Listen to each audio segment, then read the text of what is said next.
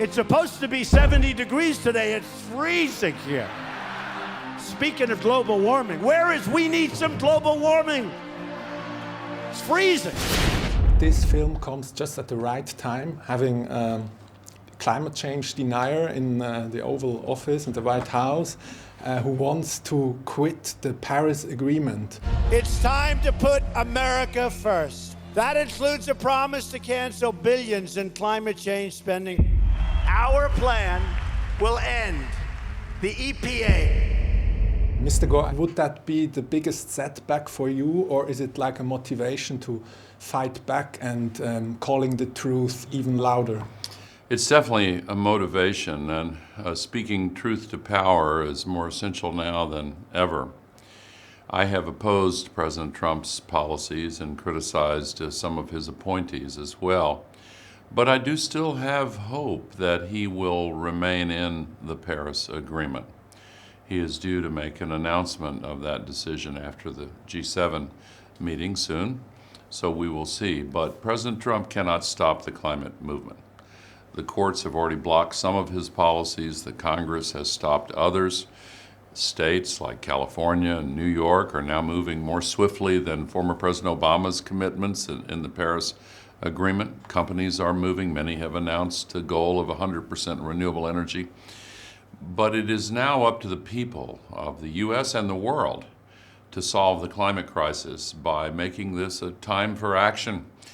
Hurricane Sandy slammed into New York City last night, flooding the World Trade Center site. Storms get stronger and more destructive. This is global warming. We see exploding glaciers. What's the most frightening fact on your journey, and what gives you hope? Well, it's true that the climate crisis is in many ways worse now than 11 years ago, when CAN helped to launch, in many ways, the modern climate movement. The movie this year contains a message of hope, because now, in contrast to a decade ago, we have the solutions available. The cost of renewable energy has come down so dramatically, it's a blessing. And other new efficiency technologies have become widely available. So we know we have to solve the climate crisis. Now we know we can solve the climate crisis.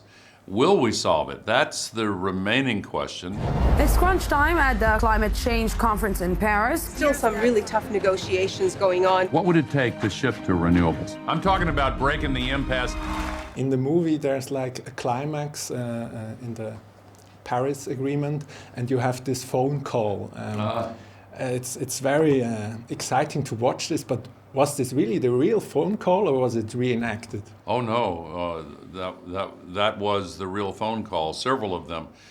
And truthfully, since the movie makers were around me constantly for 2 years, I was surprised when I saw their movie, because I had not realized they were filming a lot of the things that were there. It's just human nature to lose your awareness of something that's going on constantly. Virtually every nation in the entire world agreed to get to zero greenhouse emissions. It is unprecedented. There's a nice little anecdote in the movie. When you tell a story, a woman is watching you and watches you again, and then she says, well, you look like Al Gore if you would color your hair black.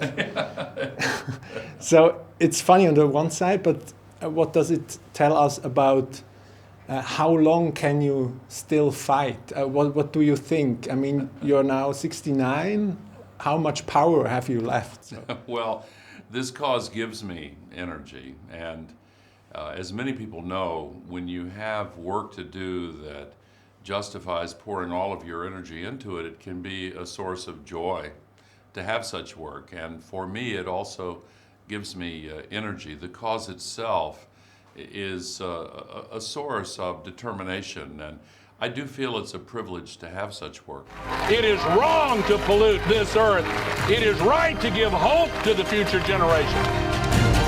There was a surprise for me in the movie, the example of Georgetown. Yes. Yeah. So it's not about Republicans versus Democrats, I guess. Yes, that's one of the biggest sources of hope, because one of the most conservative mayors in America, a conservative Republican in a very conservative Republican area, actually noticed that the cost of renewable energy is now cheaper than the cost of fossil fuel energy in his city and in an increasing number of areas. This is a revolutionary development because it means that all over the world we can accomplish a very rapid transition to clean sources of energy, electric vehicles to use energy from the sun and the wind rather than from oil. We can phase out coal. So we are going to win this challenge. And for those who do sometimes feel despair, remember that the will to change is itself a renewable resource. Don't let anybody tell you that we're going to get on rocket ships and live on Mars. This is our home.